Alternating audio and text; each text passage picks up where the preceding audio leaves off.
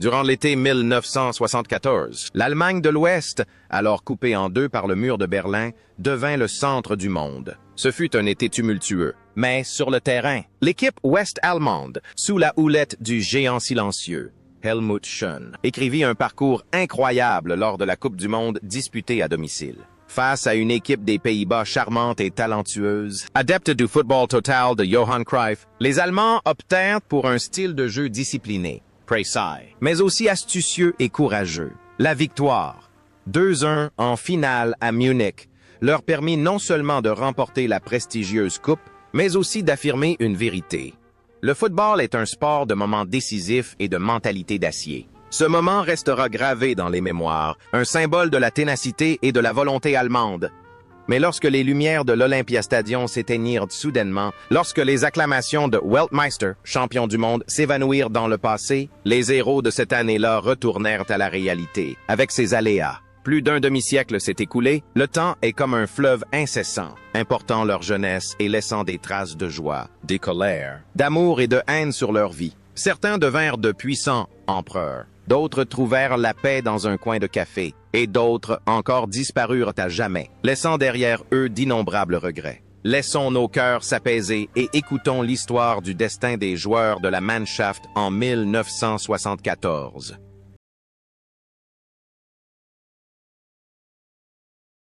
Franz Beckenbauer, à 28 ans, était l'âme de l'équipe d'Allemagne de l'Ouest en 1974. Capitaine, il était aussi le Kaiser, celui qui a révolutionné le rôle de libéraux, transformant ce dernier en véritable tremplin pour toutes les attaques. Avec son calme imperturbable, sa tête haute et ses passes artistiques de l'extérieur du pied, Beckenbauer est devenu le cœur et l'esprit de l'équipe. L'image de lui jouant malgré la douleur tout en dirigeant la défense avec une autorité naturelle est entrée dans la légende. Sa performance cette année-là fut un rare mélange d'élégance et de précision quasi absolue.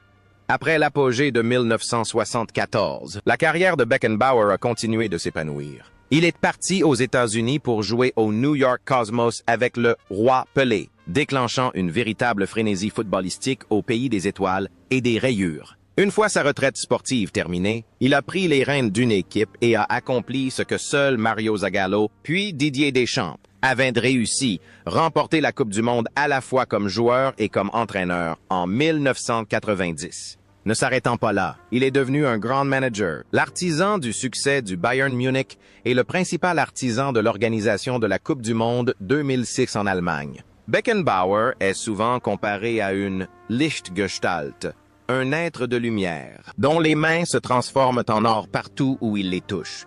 Cependant, la vie personnelle de l'empereur n'a pas été exempte de moments difficiles. Vers la fin de sa vie, il a dû faire face à des accusations de corruption liées à l'attribution de la Coupe du monde de football de 2006, ce qui a légèrement terni son image. Il a choisi de vivre reclus à Salzbourg, Autriche, loin des médias, et sa santé s'est progressivement dégradée. Il a perdu la vue d'un œil et a subi des crises cardiaques. Il a également été profondément affecté par la perte de son fils Stefan en 2015. Beckenbauer, dans ses dernières années, était un vieil homme pensif, méditant sur la gloire et le néant. Le parcours du grand empereur devait toutefois s'achever, le 7 janvier 2024. Franz Beckenbauer s'est éteint dans les bras des siens à l'âge de 78 ans. Sa disparition fut un choc immense, laissant un vide impossible à combler dans le cœur du football allemand et mondial. Son héritage ne se résume pas à des titres, mais incarne aussi un idéal d'élégance intemporelle. Hans-Georg Schwarzenbeck, 26 ans, est surnommé le garde du corps de l'empereur. Si Beckenbauer monte dans les airs, Schwarzenbeck reste en retrait pour le couvrir. Son style de jeu est rustique, simple, axé sur la puissance et les interventions opportunes. Il accepte de rester en retrait, de nettoyer le terrain pour que Beckenbauer puisse briller. Loin des terrains de football, Schwarzenbeck choisit une voie radicalement différente de celle de ses coéquipiers millionnaires. Il ouvrit une petite papeterie à Munich et vendait chaque jour journaux et magazines au comptoir. Les clients venus acheter leurs journaux ignoraient parfois que ce commerçant discret et affable était le champion du monde. Il refusa les paillettes et trouva le bonheur dans une vie simple et ordinaire, auprès de sa famille et de ses voisins. L'humilité de Schwarzenbeck est ce qu'il y a de plus remarquable. Il est discret sur le terrain comme dans la vie. Il est la preuve qu'il n'est pas nécessaire d'être la star la plus brillante pour être heureux. Aujourd'hui, à 75 ans, Schwarzenbeck est retraité, a fermé son épicerie mais coule toujours des jours paisibles à Munich. Il reste le catchet adoré des supporters du Bayern, un héros du quotidien.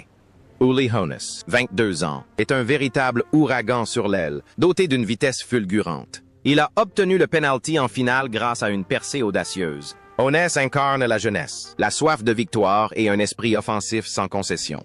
Mais la vie de Hoeneß après cela fut un véritable tourbillon. Il prit une retraite anticipée à 27 ans en raison d'une blessure au genou et devint le plus jeune PDG de l'histoire de la Bundesliga.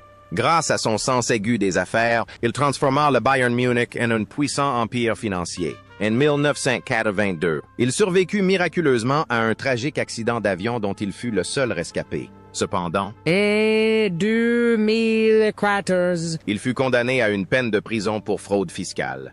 Après sa sortie de prison, Hoeneß est revenu, en Bavière, en tant que président. Accueilli en héros, sa vie fut une succession de hauts et de bas extrêmes, de champions du monde à victimes d'un accident d'avion, des magnats à prisonniers, puis une renaissance. C'était un homme d'action, d'erreur et de correction, qui n'a jamais baissé les bras. Aujourd'hui, à 72 ans, Uli Hoeneß est toujours considéré comme le parrain du football allemand, et sa voix porte encore. Il coule des jours heureux au bord du lac de Guernsey, se remémorant une vie extraordinaire que peu de gens ont la chance de connaître. Gerd Müller, surnommé Der Bomber, le roi des bombardiers, terrorisait toutes les défenses. Lors de la Coupe du Monde, 1974, à 28 ans, il inscrivit le but décisif en finale, sa fameuse frappe enroulée, Petit Trapeau, avec de grands pieds et un équilibre hors du commun. Müller était sans prétention, mais d'une efficacité redoutable. Véritable tueur dans la surface de réparation. Il transformait la moindre occasion en but. Après sa retraite des terrains de football aux États-Unis, la vie de Gerd Müller a sombré dans une profonde détresse. Il souffrait de dépression et d'alcoolisme et s'est perdu loin des projecteurs. Ce sont ses anciens coéquipiers, comme Hoeneß et Beckenbauer, qui lui sont venus en aide, l'ont emmené en cure de désintoxication et lui ont confié le poste d'entraîneur des jeunes du Bayern Munich. Müller a retrouvé le goût de vivre et s'est investi pleinement dans la formation de Thomas Müller et Philipp Lahm. Il menait une vie discrète et humble, à l'opposé de ses buts spectaculaires sur le terrain. Mais le destin est cruel. Dans les dernières années de sa vie, la terrible maladie d'Alzheimer a peu à peu effacé la mémoire du roi des bombardiers. Il ne se souvient plus de ses objectifs, ne reconnaît plus ses proches et vit paisiblement dans une maison de retraite où il bénéficie de soins attentifs. L'ancien héros est désormais désorienté comme un enfant, oubliant l'aura qu'il s'était forgée. Puis, le 15 août 2021, Gerd Müller s'est éteint à l'âge de 75 ans. Sa disparition a laissé une profonde tristesse, mettant un terme à la vie du plus grand attaquant de l'histoire du football allemand. Son héritage réside dans ses records de buts qui défient le temps et dans l'exemple de solidarité qui a sauvé une vie. À seulement 22 ans, Paul Breitner était le rebelle le plus audacieux du football allemand lors de la Coupe du Monde 1974. Sa coupe afro et sa barbe fournie faisaient de lui un symbole de fougue, mais c'est son style explosif qui l'a le plus marqué. En finale, Breitner s'est avancé avec sang-froid vers le point de pénalty et a inscrit le but égalisateur. Un moment digne des plus grands. Bien qu'il ait débuté comme latéral, il possédait l'envergure d'un milieu défensif, alliant à la perfection force physique et intelligence tactique. Après la gloire de 1974, Breitner opère un changement radical en rejoignant le Real Madrid et en se reconvertissant au milieu de terrain. Il retourne ensuite au Bayern Munich et forme avec Rummenigge le célèbre duo Breitnigge. Connu pour ses convictions intellectuelles de gauche, Breitner lisait ouvertement Mao Zedong et Che Guevara et n'hésitait pas à critiquer la fédération ni ses propres coéquipiers. Après sa retraite, il devient un commentateur incisif et un journaliste intransigeant. Il travaille également comme conseiller auprès du Bayern Munich, mais conserve toujours une certaine distance avec les dirigeants, en raison de son franc-parler. Il existe une remarquable cohérence entre le Breitner fougueux sur le terrain et le Breitner en dehors, une indépendance farouche et un refus catégorique de se soumettre. Il s'est rasé sa barbe broussailleuse et a gagné en élégance, mais son arrogance et son esprit critique sont restés intacts. Il menait une vie paisible en famille, loin des scandales personnels, mais chaque fois qu'il parlait de football, toute l'Allemagne était à l'écoute.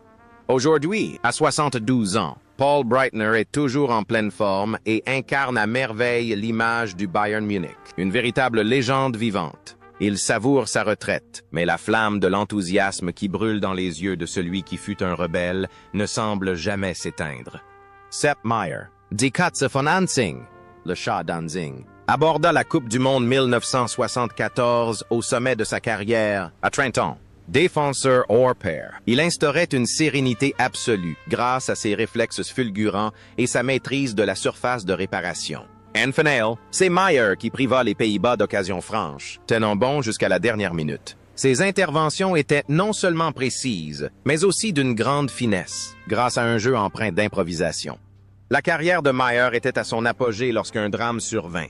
En 1979, un grave accident de la route le laissa grièvement blessé, le contraignant à une retraite prématurée. Refusant de se laisser abattre, Maier se reconvertit en entraîneur de gardien de but et devint le mentor d'Oliver Kahn. Il fut associé au Bayern Munich et à l'équipe nationale allemande pendant des décennies, inspirant des générations de jeunes joueurs. Dans la vie, Maier était réputé pour son humour, un véritable boute-en-train aux plaisanteries espiègles qui permettaient de détendre l'atmosphère et de détendre l'atmosphère. Il pratiquait même la magie et participait à des émissions de télévision. L'image d'un gardien de but bondissant dans ses cages et celle d'un vieil homme, jovial et toujours souriant dans la vie, sont les deux faces d'une même pièce. Sepp Maier.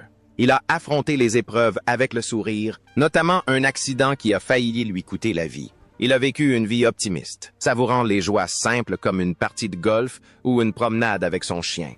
Aujourd'hui, à 79 ans, Sepp Maier est complètement retraité et vit paisiblement dans le sud de l'Allemagne. Les supporters le surnomment toujours affectueusement le gardien de but national, symbole d'optimisme et de résilience face à l'adversité.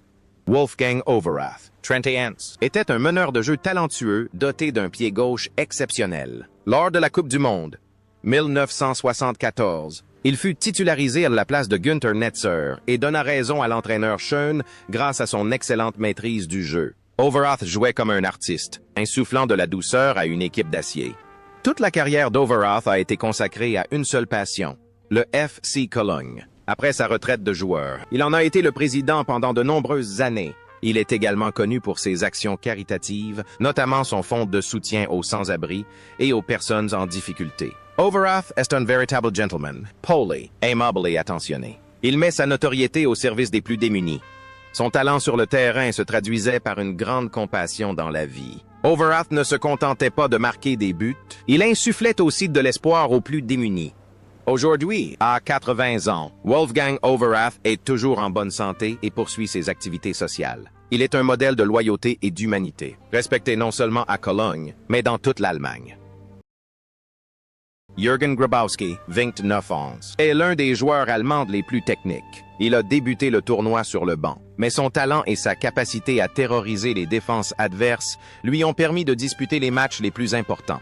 Capitaine légendaire de l'Eintracht Francfort, Grabowski apporte élégance et sérénité au jeu.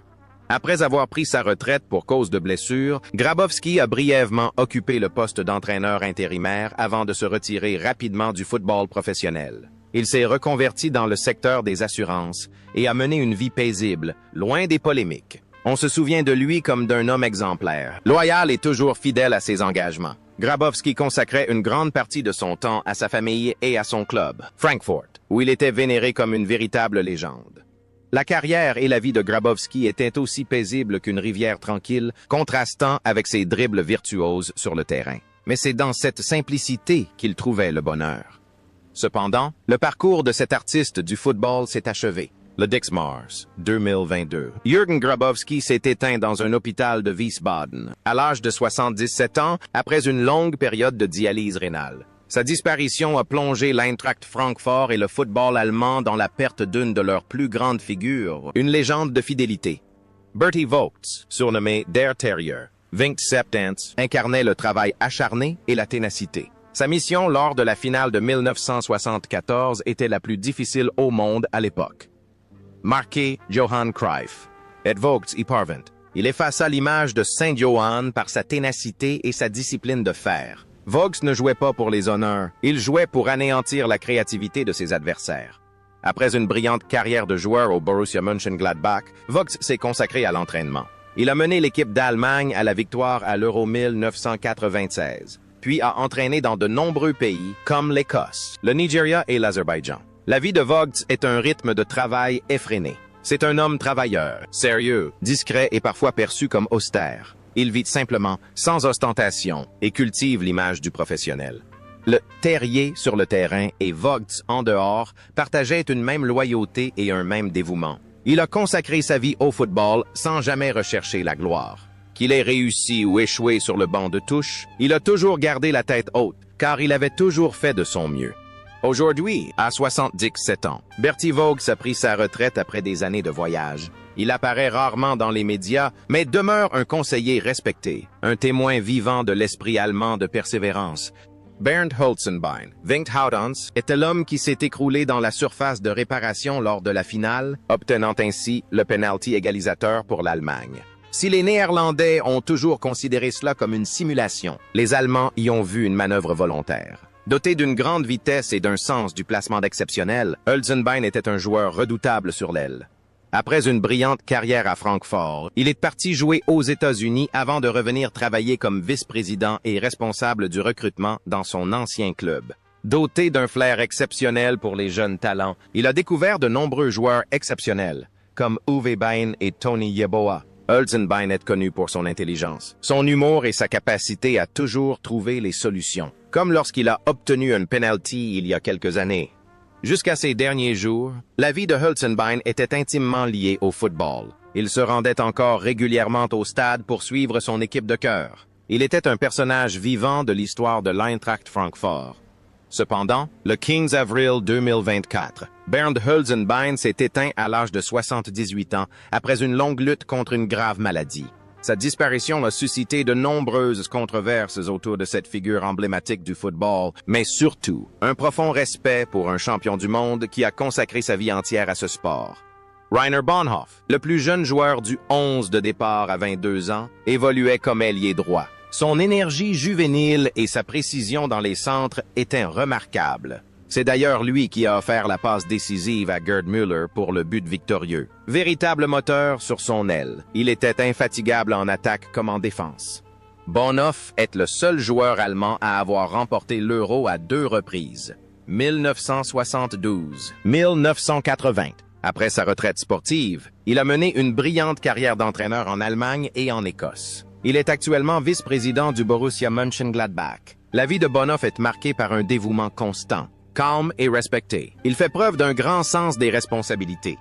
Aujourd'hui, à 71 ans, Rainer Bonhoff œuvre toujours sans relâche à la renaissance du FC Mönchengladbach. Véritable trait d'union entre un passé glorieux et le présent. Il inspire la jeune génération grâce à son expérience acquise à la dure.